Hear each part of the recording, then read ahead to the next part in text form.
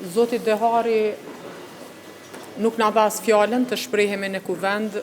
Unë aty u drejtova që ai mundet me naftu edhe 48 herë, çdo 48 orë, po si Lidhje Demokratike e Kosovës nuk kemi vota për ndryshimin e mënyrës së votimit. Në qoftë se, sepse siç po shifet po shkojmë drejt një procesi zgjedhor, dhe në qoftë se shkojmë drejt procesit zgjedhor, unë besoj që flet votimi duhet të jetë tepër i thjeshtë. Ai duhet të jetë Kosova apo Albulena Haxhiu. Dhe votuesit, qytetarët e Republikës së Kosovës, duhet të zgjedhin në mes të këtyre dy opsioneve. Sepse nuk ka luftë desh, nuk ka konkurrencë programesh, nuk ka përpjekje për të zgjidhur problemet të qytetarëve të Republikës së Kosovës, nga partia e cila ka fituar shumicën e votave në kuvend.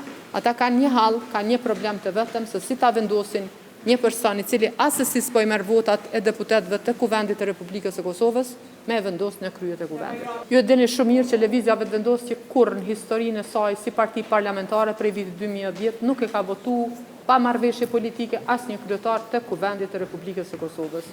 Në ndërkohë, po ne jemi deklaruar, jemi konsistent, nuk kemi vota as për zonin Haxhiu dhe as për një kandidat tjetër, mirë po janë plot partitë të tjera parlamentare që deri me tani ju kanë thënë që në qoftë se ndryshoni kandidatin do i keni votat. Kështu që, ndërsa sa i përket pozitës e nënkryetarëve, absolutisht kjo është një drejt e fituar, nënkryetarët votohen në pako. Dhe siç e dini janë 3 partitë më të mëdha, të cilave ju takon nga një nënkryetar dhe mandej është një për minoritetet dhe një për komunitetin serb dhe një për komunitetet tjera. Ne jemi të hapur. Ka qenë propozimi yni që partitë politike të ulen në një tryezë të përbashkët me qëllimin që të formojmë institucionet qoftë edhe për një periudhë kalimtare deri në afatin e zgjedhjes së presidentes, që është marsi i vitit 2026.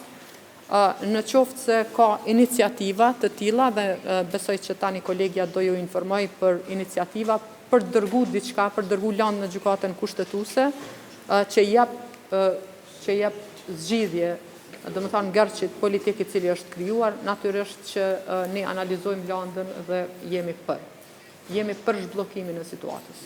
Unë besoj që ju keni pa qëndrimin tonë të para 2 ditëve, që jemi ne ata të cilët kemi propozuar që spektri politik shqiptar duhet të ulet rreth një tryeze, dhe kemi dhënë edhe idenë se si mund të dalim nga gërshi politik.